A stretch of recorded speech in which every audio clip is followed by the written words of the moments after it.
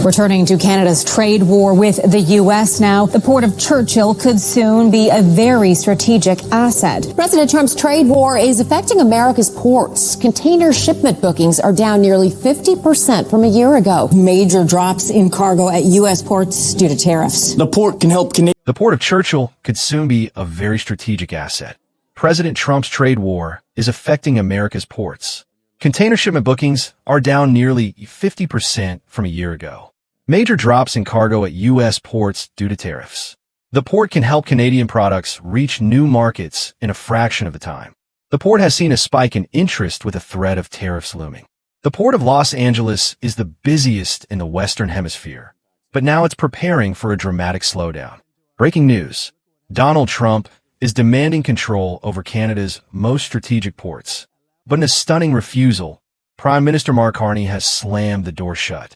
America's supply chains, already stretched thin, now face a humiliating setback as U.S. trade dominance slips and Canadian ports rise beyond Washington's grasp.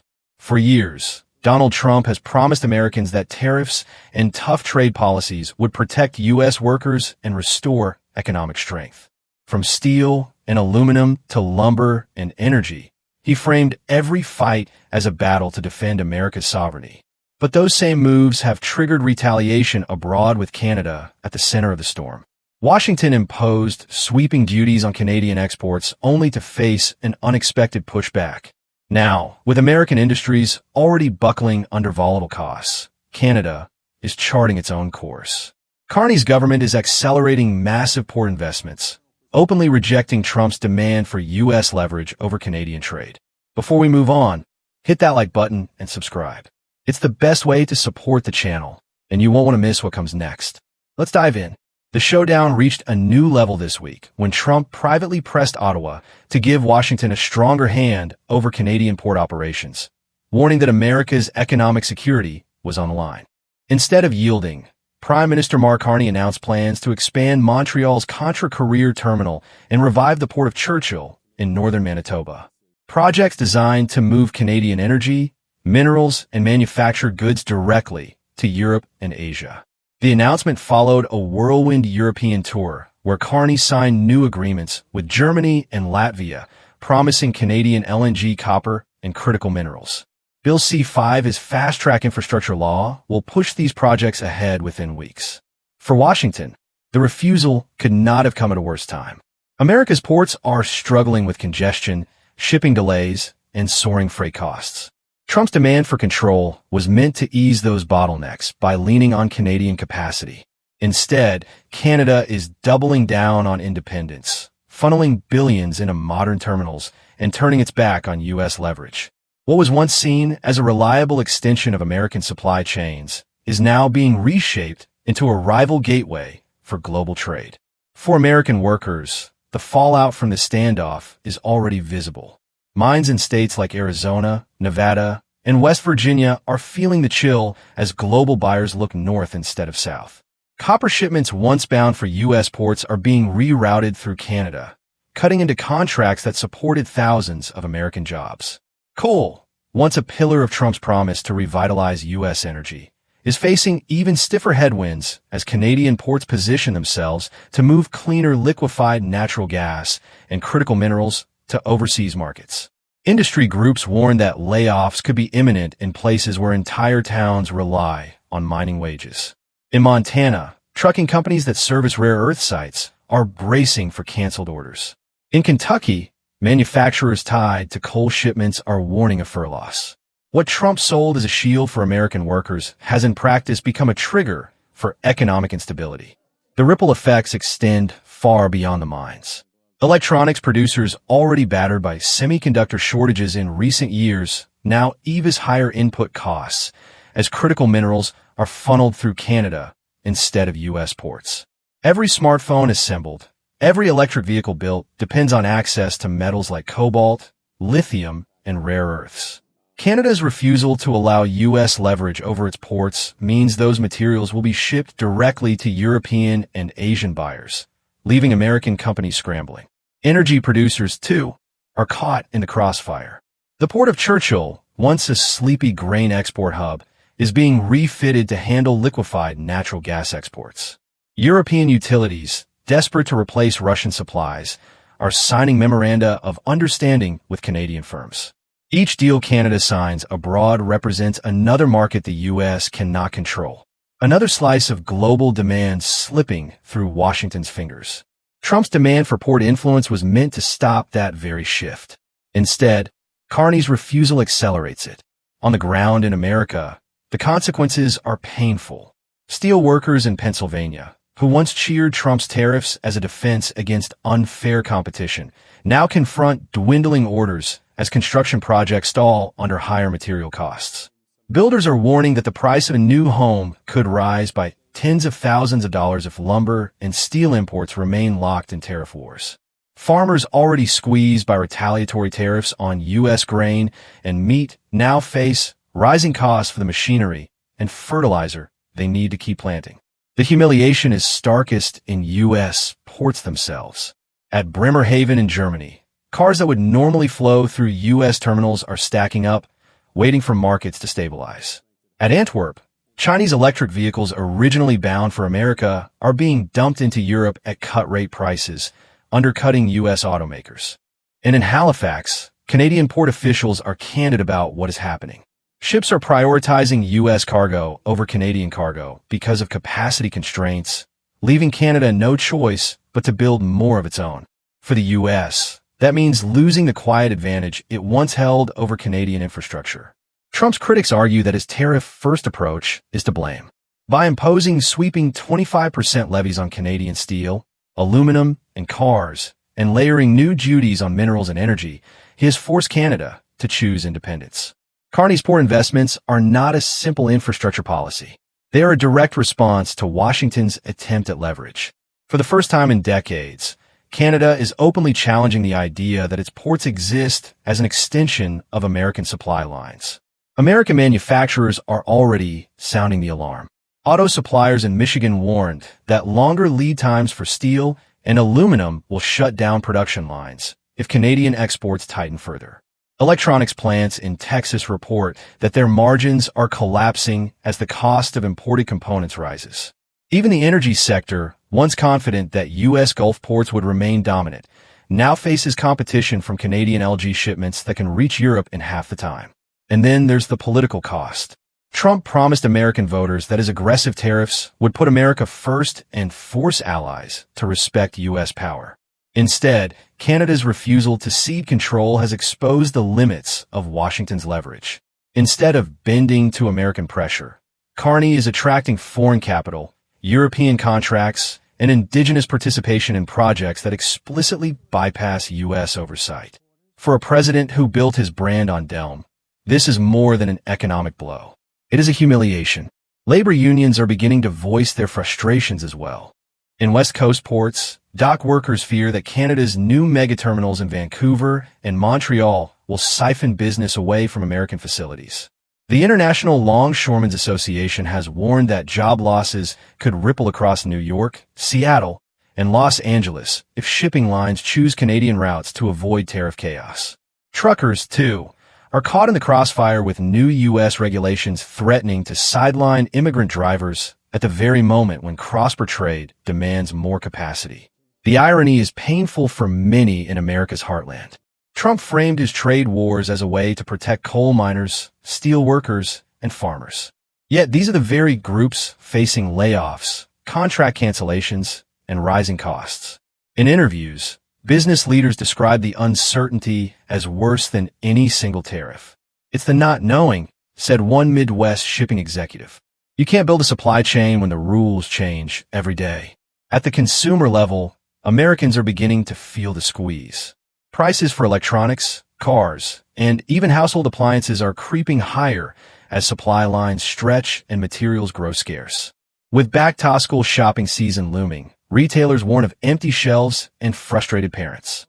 If Canada's port independence continues, analysts project price spikes in everything from smartphones to tractors. For the White House, the optics are grim. Instead of projecting control, the U.S. is scrambling to respond to Canada's assertiveness. Trump's demand for influence over Canadian ports was supposed to signal strength. Instead, it has highlighted weakness. Carney's refusal, paired with billions in new port investments, has set Canada on a course to become the gatekeeper of North America's mineral and energy flows. For the first time, American dominance in its own hemisphere is being challenged not by China or Russia, but by its closest neighbor. The impact, in short, is unmistakable. U.S. jobs are at risk, industries are destabilized, and consumers are paying more. Washington's leverage is shrinking as Canada grows bolder. And the president who promised to restore American greatness finds himself confronting a reality that looks very different. A trade war that has backfired, a neighbor that has said no, and a U.S. economy humiliated in the eyes of its allies. The refusal by Canada to bow to American pressure is not just a bilateral spat. It is a turning point in the global economy. By deepening its investments in domestic ports, Canada is sending a clear message that its future commerce is with Europe and Asia, not serving as a feeder system for U.S. markets. This strategic shift has profound implications for America's standing on the world stage. Think about Europe. With the ongoing war in Ukraine still remaking energy patterns and Russia severed from much of the West, European countries are in a panic to find stable news sources. Canada's move to enlarge Montreal's Contrecoeur terminal and retool Churchill into a leading export hub is being celebrated in Berlin and Brussels as a lifeline.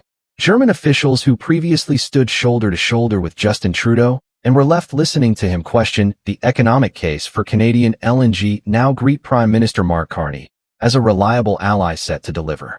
Each cargo that departs Canadian ports headed for Hamburg or Rotterdam is a cargo no longer traveling through U.S. pipelines or Gulf Coast terminals. In Asia, the stakes are equally deep. Japan, South Korea, and even China are watching Canada's port strategy with close interest.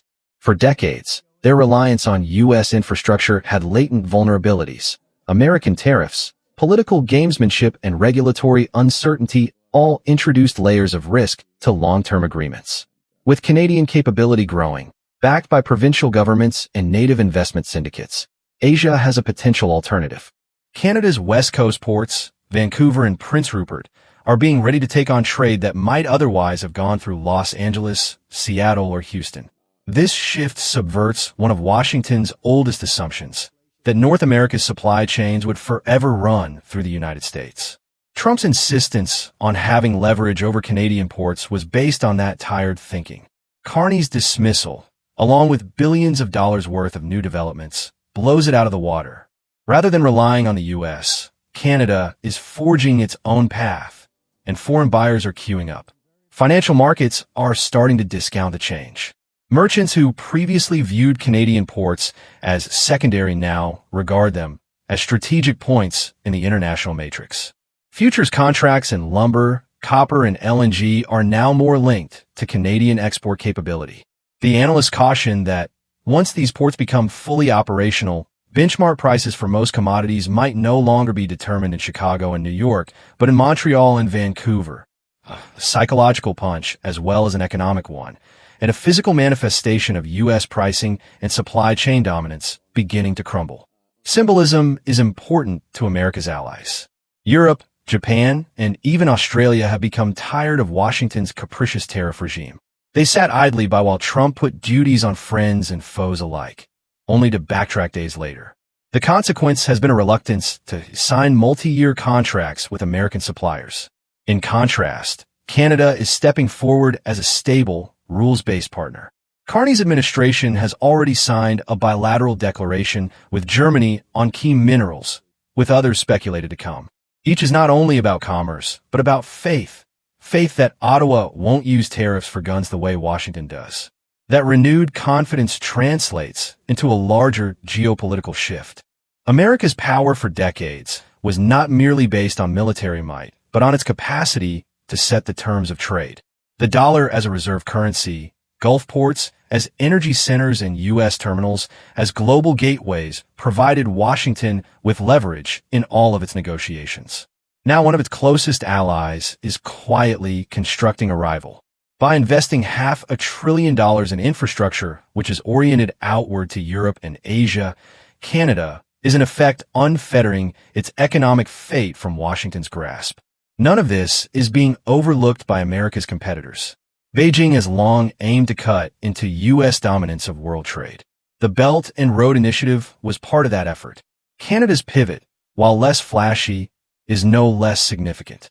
By embedding itself more firmly into transatlantic and trans-Pacific corridors, Ottawa cuts U.S. influence by default. Chinese observers have already commented that if Canadian ports are the main exit route for North America's key minerals, Beijing can directly negotiate with Ottawa instead of Washington, diluting America's negotiating leverage throughout Asia. For Washington politicians, the shame is as much about optics as about economics. Trump insisted on control and ended up with a rejection broadcast from Berlin with the chancellor standing alongside Carney. In geopolitics language, more than a disagreement, it is a rebuke. America's next-door neighbor and friend is saying to the world, "We will not be managed."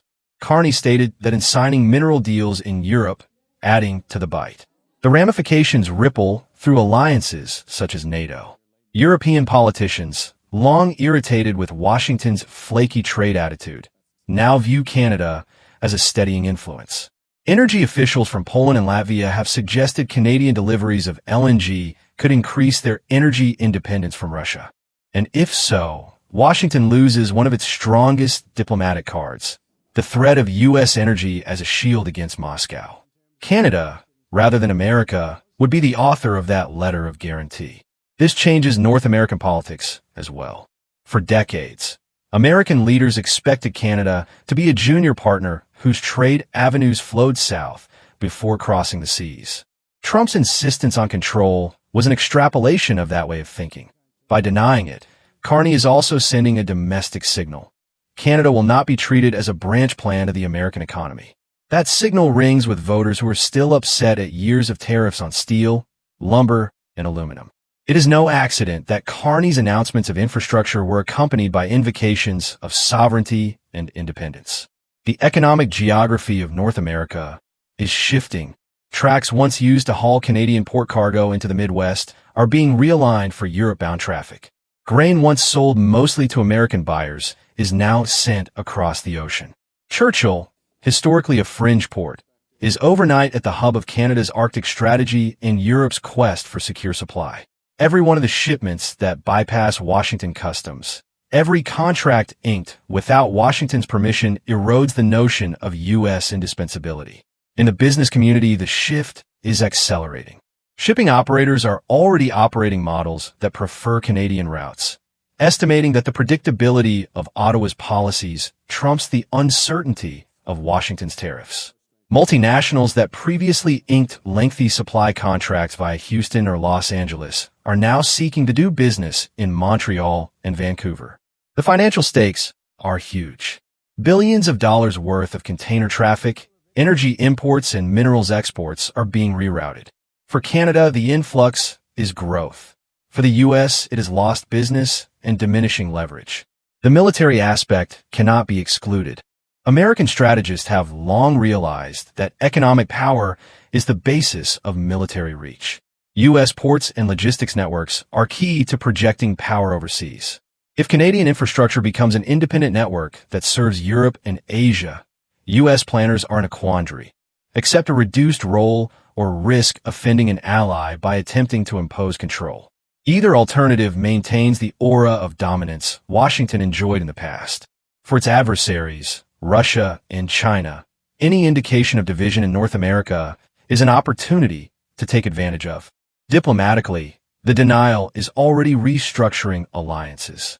In Berlin, Carney's position was welcomed not only as a Canadian policy decision, but as affirmation that America's allies are able to act independently of U.S. authority. German newspapers presented the declaration as confirmation of a post-American era in transatlantic commerce. In Brussels, bureaucrats discreetly observed that dealing with Ottawa is less risky than dealing with Washington, considering the unpredictability of U.S. politics. That feeling Canada as more reliable than America represents a fundamental change. For generations, America prospered on being the reliable anchor. Now, even within the Western Bloc, that anchor is losing its grip. For third world nations, the message is just as clear. Fertilizer importing, copper importing, aluminum importing countries in Africa and Southeast Asia view Canada's ascendance as an opportunity to diversify. Instead of being forced to choose between Washington and Beijing, they can negotiate with Ottawa. That dynamic, subtle at first, erodes U.S. bargaining power in global forums. Trade talks at the WTO or climate negotiations that hinge on energy exports will now feature Canada as an independent voice with independent capacity. Washington's ability to set the terms weakens accordingly. Even the perception of humiliation matters. In geopolitics, strength is as much image as it is numbers. Trump's call for mastery was cast as a test of American will. Carney's denial, announced on foreign soil alongside European leaders, becomes emblematic of U.S. weakness. Whether or not Washington might have coerced concessions is beside the point. What's important is that the world witnessed America ask and Canada refuse. That photograph will resonate in future conflicts, making others stand up to U.S. pressure. Down the road, the stakes cannot be higher. The infrastructure projects outlined by Carney are not small pilot projects. They are $500 billion nation-building initiatives. When constructed, they will cement trade routes for decades. Montreal's new terminal will move millions of containers a year. Churchill's expansions will make the Arctic a viable export route. They form a parallel network to America's ports, one that does not rely on Washington's benevolence. That permanence means that even if future American administrations relax their stance, the leverage is lost. For American workers and companies, the consequences are grim. The expectation that tariffs would get allies in line has boomeranged. Rather, it has invited others to seek elsewhere. Canada is not the sole exception. Mexico as well is drawing closer to Europe and Asia. The net result is a continent less focused on Washington. The promise of America first is being replaced by a world in which America finds itself excluded. If the port strategy of Canada prevails, the U.S. will be locked out of supply chains it once dominated. Trump's ultimatum was aimed at serving as a warning shot, but Carney's refusal has already put Canada on the trajectory of increased independence. Within the next half-decade, the coming into operation of projects in Montreal, Churchill, and Vancouver would forever shift the equation of North American commerce. Experts caution that U.S. consumers will experience the effects first. Rising prices for electronics, cars, and energy are virtually guaranteed if Canadian ports become the route of choice for international buyers. By diverting minerals, LNG, and finished goods directly to Europe and Asia, Ottawa guarantees American buyers no longer have first dibs. For families already contending with inflation, increased prices for everything from vehicles to smartphones may provoke political reaction. For American companies, the volatility is yet more destabilizing. Executives in Chicago and Detroit already facing tariff-imposed costs need to prepare for the risk of raw materials that used to be assured via Canadian pipelines now being exported overseas.